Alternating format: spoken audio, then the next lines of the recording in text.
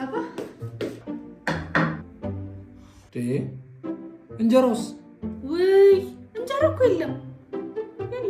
ወይ ዳቦ ነገር ይምጣና በዳቦ እንብላ። ዳቦ እኮ ባገሩ የለም። አልሰማም እንዴ ዜና?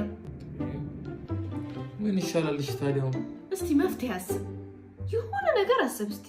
ወይ ውጪ እንብላ እንዴ? እኔ እንኳን መሄድ አልፈለኩም ነበረ፣ ላንተ ስል ግን እንሂድ በቃ።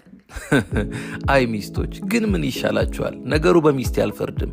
እጅግ በጣም ጣፋጭና ንጹህ የሆነውን የምሳሌ ሬስቶራንትን ምግብ ለምዳ ቤት ውስጥ እንዴት ይበላ? እውነት ለመናገር ማህበራዊው ክትፎው፣ ፒዛው፣ መንዲው ተበልቶ ማይጠገብ ነው። በመሃል ቦሌ ከቤኬክ ቤት አጠገብ የሚገኘው ምሳሌ ሬስቶራንት በጾምና በፍስክ ምግቦቹ ስሙ እንደገነነ ነው። ለብቻችን መብላትም ስላለመድን ቆንጆ ጊቫዌ ያዘጋጅተንላችኋል። ኮሜንት ላይ ምሳሌ ሬስቶራንት ብሎ የስፔሻል ፒዛቸውን ትክክለኛ ዋጋ ለገመተ ለሁለት ሰው ከነ ጓደኞቹ የፈለገውን መርጦ ምሳ ይጋበዛል። ይህን ሁሉ ምግብ ጥርግ አርገን በልተን ቆንጆ ቡና ጠጥተናል። እኛም ምሳሌ ሬስቶራንት በአዲስ መልክ ደግሞ ሙሉ ዶሮ ወጥ ለበዓልና ለተለያዩ ፕሮግራሞች ከ2 ቀን በፊት ቀደም ብላችሁ ያዘዛችሁ ይህን የመሰለ እጅ የሚያስቆረጥም ጣፋጭ ዶሮ ወጥ ይዘጋጅላችኋል። ምሳሌ ሬስቶራንት ምግባቸው እጅግ ጣፋጭ፣ መስተንግዷቸው አንደኛ ነው። ሄዳችሁ ሞክሩት ባይ